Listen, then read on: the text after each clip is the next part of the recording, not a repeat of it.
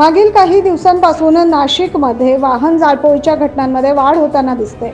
शहरातील पेट्रोल लगत असलेल्या स्वामी विवेकानंद नगर येथे अज्ञात व्यक्तीने बुधवारी पहाटेच्या सुमारास 2 दुचाकी वाहनांची जाळपोळ केली। ही वाहने घराजवळून नेत स्वामी विवेकानंद नगरच्या भर चौकात जाळण्यात आली। यामुळे परिसरात घबराटीचे वातावरण निर्माण झाले। सध्या म्हसरूळ पोलीस ठाण्याच्या हद्दीत गुन्हेगारीने चांगलेच डोकं वर काढलंय।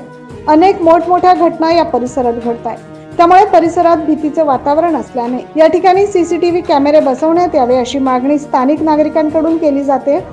मी भाग्यश्री नितीन मोरे, मी स्वामी विवेकानंद नगरमध्ये राहते। इथे असे गाडी गुंड घुसतात, मारहाण करतात आणि सकाळी पहाटेच्या सुमारास 2 गाड्या जाळण्यात आलेल्या आहे। कृपया करून याच्यावरती काहीतरी सोक्षमोक्ष लावावे। आमच्या एरियामध्ये सीसीटीव्ही कॅमेरे बसावे। दुसरं, रात्री बेरात्री आमची माणसं येतात, बायका घरामध्ये राहतात, तर याचं सोक्षमोक्ष कृपा करून आपण। मी रामसृष्टी सोसायटीमध्ये राहतोय। इथं अज्ञात व्यक्तीने कोणीतरी गाड्या उचलून आणि चौकामध्ये गाड्यांची जाळपोळ केलेली आहे। ते आम्हाला काही माहिती नाही आहे, पण हे असं वारंवार होऊ नये, ही दुसरी तिसरी वेळ आहे। तर याच्यातून काहीतरी तोडगा काढा तुम्ही, आणि CC कॅमेरे लावायला हवे। ते आम्हाला लक्षात येत नाही कोण आहे, काय आहे, कसे।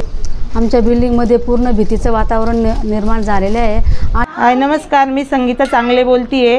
रात्री आमच्या इथून पार्किंगमधून 2 सोसायटीमधून एक FZ आणि 220 गाडी चौकामध्ये नेऊन जाळण्यात आली आहे। याची फक्त आम्हाला आहे ना नोंद हवी, कोण आहे नेमकं, नाही का, कशावरनं वाद आहे हे आम्हाला पाहिजे। आणि एवढी जड गाडी कशी काय नेऊ शकते ते? त्यांनी एवढं टोकाचं पाऊल कशाला करायचं, नाही का? मग जे असेल ते कोणी त्यांनी गुन्हा स्वतःहून कबूल करायचा।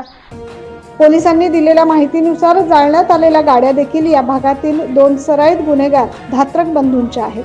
त्यांच्यावर देखील अनेक गुन्हे दाखल असल्याचे समजतंय, त्यामुळे पूर्व वैमनस्यातून हा प्रकार घडला असल्याचं पोलिसांनी म्हटलंय।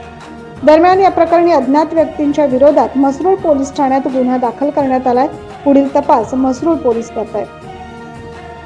9 न्यूज महाराष्ट्रासाठी प्रतिनिधी अनिल केदारे।